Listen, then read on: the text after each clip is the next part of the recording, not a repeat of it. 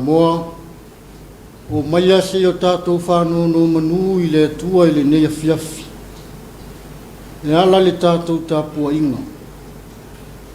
Ia o tau sāpawadi e tusa ma le alii, ina ia fiafia mai o ia ia te o tau I mea uma.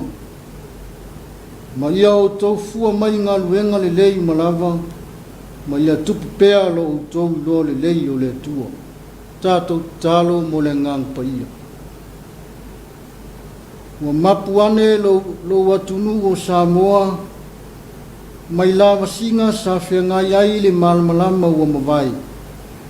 Le nei o mātou wofo atu I la wafio le tauranga o le whaafitai o le viinga, le sula I lo walofa malo wanga le tele tamā.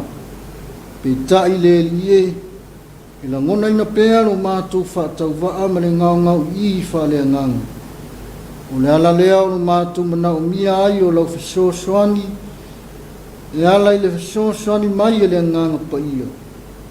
Fio I fo e taito lua ina lo mātou vai ma le whaatau waa. Ina I o mātou whaia le sauninga ma le tāpua inga I la o fio.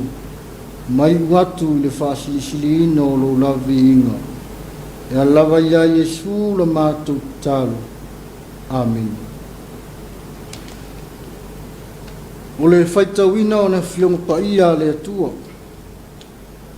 Tusi wo filfilia mo le nea fiafi, wo mo mai le whenga inga fau. Tusi la apostolo Paulo le karesia I Kolosi, o lona mata upu mua. Whaitau mai le whaiupu mua se ia whaangata I sifun marifaa. Ai o le au whaitauina na o ni nai whaiupu. O le mea lea o I maa ua foi maa tele I mapu, lawa I te talo mo o tau. Talu le aso na maa whaalongolongo ai, ma te ai oi atu foi a te ina ia ato toa no tau loa le lei o rona whinangalo. I le poto uma a toa ma le maa whauwhau, ma le whale anganga. I o tau sawa vadi e tusa ma le li. Ina ia fia mai o ia ia te o tau I mea uma. Ma ia o tau fua mai ngā luenga le lei malava. Ina ia tupu pea lo o tau loa le lei o le tua. Ia wha malosia o tau I le malosi malava. E tusa malona malosi ua silisili. E ua I le ono sai malava ma le wha toa a toa ma le fia. Wha manuia mai le tua I le whaitauina o na fionga pa ia, ma ia te ia pēlu na lava vi inga, nei he o I le whawavau lava. O tātou talo sanga, tātou wifo ma le talo. Le atu ae lo mātou ta māpa I ai, silisilia se lava la o fio I mea umalava. Ua o e lava na e whaia le langi ma ni lalo langi, le ai rawa fo I se mea na whaia e le I whaia e la o fio. E o lawa I le tangata soifua, na e whaia ma le wha moi, na ia vi ia I lo suafu malu le lau langi. O whape nā lo mātou le neia fiafi le lie, ma le langona o mātou tangata. E mo mori atu le wha whatai, o le vi inga o le wha manu. E sula lo alofa ma lo wanga le lei tele. Ua mātou toi mānatu le mātou sāwaringa I le lātau sanga le ri I. Tele whaafita uli ma whaingatā.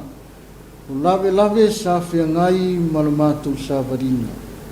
Le nei o mātou maua ma le manuia.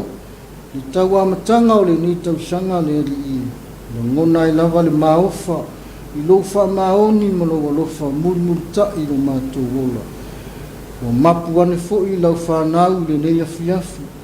Mai la masinga na whiangai ai o le nei aso le ri I. Whaaftai lo alofa ma lo wanga le tele lo mātou tamā.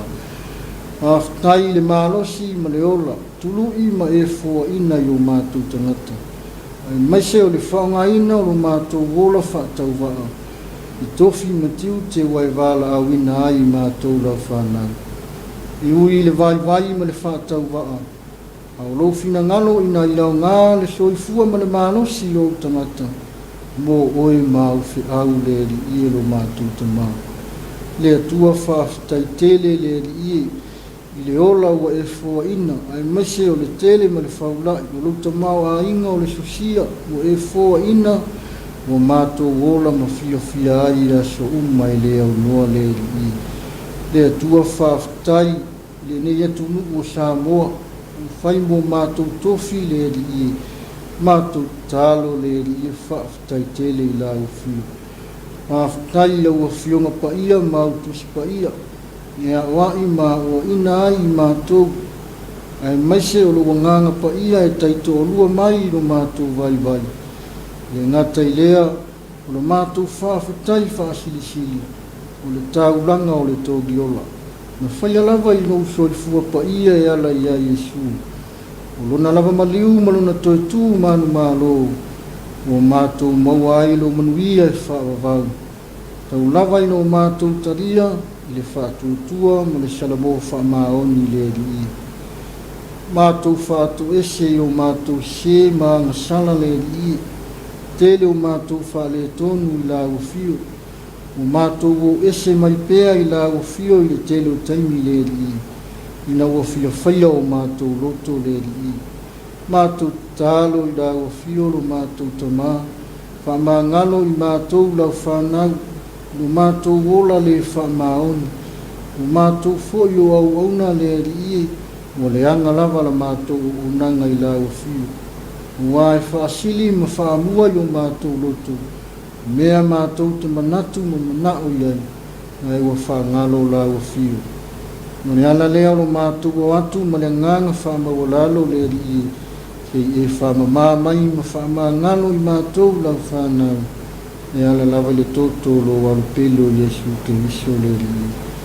Wa ua mātou talo ma wala awatu i la ufio le rii. Ia ngali lei le fōlaunga lo watunu le amatanga o le nei tausanga. Tele whaafita uli ma whainata le rii. Au mātou talo i la ufio.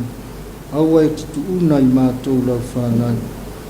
Ia malu tapu au ina li soifua lo watunu mai le paolo wa aolo mātou tamā. Wai o pōpua ngā tia, wai o fia maua lau fisosoani, la vea ina i le mana whaola o la o fio le eri i lo mātou tamā. Mātou talo le eri i, anga le lei ma e whamanuia. I le nei ala ata le eri i, le lato o unanga wo o tuai le ufina ngalo ma lau tala le lei tu inga i fio lau langi le eri i. Mātou wala au ia mana fo le lato fi au ma le ngalo e ngalo mātou tamā. Mātou wala au i la o fio le eri i, anga le lei mai la o fio i le nei asu. Le whenga iai i la wasinga i maise, taimi fo i mālo lo ma tō whawhalo nuu. Talo le eri i, ia la vea ina i mātou mai le file le pōmisa. Ia mori atu le soifua o lo nuu. Ia maua le aso fōu mai mālam lama fōu. Taimi fo i mātou mā whau ia ua fionga, a oa i mai pēa i mātou lau whanau. Na ia i rono mātou tau tala i lau fionga, whai mawi inga o lau fiolo mātou tua. Nisi o a mātou talo le eri i, whai a pēa lo fina ngalo ai le o mātou luto. E ala lava i a Yesu o mātou wole ma wala au atu e ni lava. Amin. O le la unga i le suafa tamā, le alo ma le ngang pa ia. Amin. O le a maua le matua o le la unga, mai le tusi na whaitauina mai le whenenga fōu. Kolose mua mua a o lona whaiupo iwa si whangata mai se fulu marifā. E fia whanga ina le whaiupo se fulu, whai mamatua. Ia o tau sa vavadi e tusa maleri. Ina ia fia mai o ia te o tau i mea uma. Ma ia o tau fua mai ngā luenga le lei malawa. Ma ia tupu pēa lo o tau loa le lei o le tua. Manatu au tu sa vavali maleri e manuia ai o tātou wala uma. Sa vavali maleri e manuia ai tātou wala uma. Fape fea na tātou sa vavali ma le ali. O lono winga e toia fio mai Iesu tātou ki sa vavali, whapei o na iai ma le au so. Le ai. O tātou loto e o whaatasi ma le anganga o ke viso. E tātou ki sa vavali a olo tātou whaamoemoenga o loo ia Iesu ke viso. O ia i manuia ai la tātou malanga. Whātua ma whaamoemoe a toa ma le whaalango-lango i una mana whaola. E tau nuu ai le malanga i le manuia. Aua le whaalango-lango tīnā. Aua le ola whaavaivai. Ai whaamalolosi ma le whina-whinau. Ai whape whea pēa tātou le sa vali ma Iesu. E mau. E a e fua. E le tau mate fo'i o savaringa e le tau ni. Ma e le ai fo'i se wha moe le lei. I le tusi na whaitawina, olo a mata lava i le tatalo whaafitai e le apostolo i le atua. Ona e le ngata i la ua ma le uso i la Timoteo. Ai whape fo'i le aupa ia i Kolosi. No whaafitai ma vi ia le atua ona o le soifua whaatuatua ma le ola whaangaina mo le alii ma na tala le lei. Le alo whaapea ai upo le apostolo. Ma te whaafetai atu i le atua ona le tamā o lo tātou ali i le au noa. A wā ua whaalongolongo i mā ua i lo tau whaatuatua i ake viso Iesu. Ma lo o tōu anu lofa i le aupa ia umalawa. Ona o le whamoe ua teu mo o tōu le langi. Ua o tōu whaalongolongo iai ane mua i le upu. O le mea moni ua i le tala le lei. Ai o le vaenga lava o le tusi o lo whaautu iai ma faufonga whale anganga. O le tatalo i le uma le apostolo. I tānu sia ai le o tāre sia i Kolosi, ina ia ato toa o na ilo le lei o le finangalo o le arii, i le poto ma le mafaufau, a toa ma le ilo le lei o le finangalo o le arii. O le tatalo whaamalosi, e whaamawhanawhana, ma whaala e au ai le savalinga whaatuatua, a le kāle sia. Le ai whaapei upu o ti mai le apostolo. Ia o tau sawa vali e tusa ma le ali. Ina ia fia mai o ia te o tau i mea mo. Ma ia o tau fua mai ngā luenga le lei malawa. Ia tupu pēa lo o tau lo le lei o le atua. Ia whaamalo sia o tau e tusa ma le mālosi silisili. Ia ono sai ma whaatoa, toa ma le fia. A wāo e ta māu ana saunia i tātou. Ina ia tātou ana tofisia i tātou le tofi o le aupa ia. O i le malama. O wā o ia na te la vea i mai i tātou, na i le pule le pōdi uki. Sa moa malau whaafunga. Ua tātou iai tātou malanga a mata o le leitau sanga. O le sa valinga whaare whaatuatua, e telefi tā ma whaingatā, ma whaafita uli, ma mala e luk tau ina ai lau malanga sa moa. O mea e whaasalavei, e whaalavelave ina ai no tātou wola tau mawhai atu mo le tua. Malona finangalo. Ma e uai ina ngase ai lau malanga whaatuatua. O le tāua lea o le whaamanatu, ma le whaamalosi le apostolo. Ia tātou sāwa vali ma le li. Tātou sāwa vali ilo na malmalama, na te lawe ai tātou na i le pule le pōliuki. O Iesu o ia o le malmalama. Ngā whio mai e whaamalama ina le pōmisa. ina ni whanua I tātou, aia tātou maua lona manuia whaavau. Amen. Tātou pese I le pese se lau 2:5.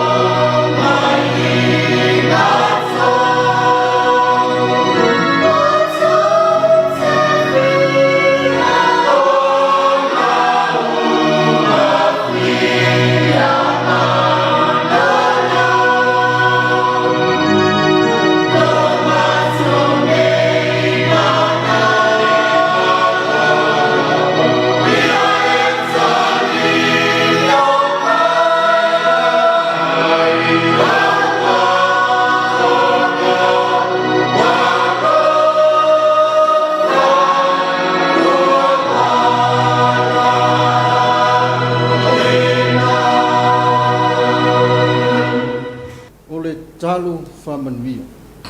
A o le manuia ma le file mu mai la o fio le atua le tama. Le alofa sisili ese o Yesu Keriso. I le mare mafutanga e le motusia ma lo lava nganga pa ia. Ia ilunga ia I mato uma. Malunga o lau whana uma le nanulangi.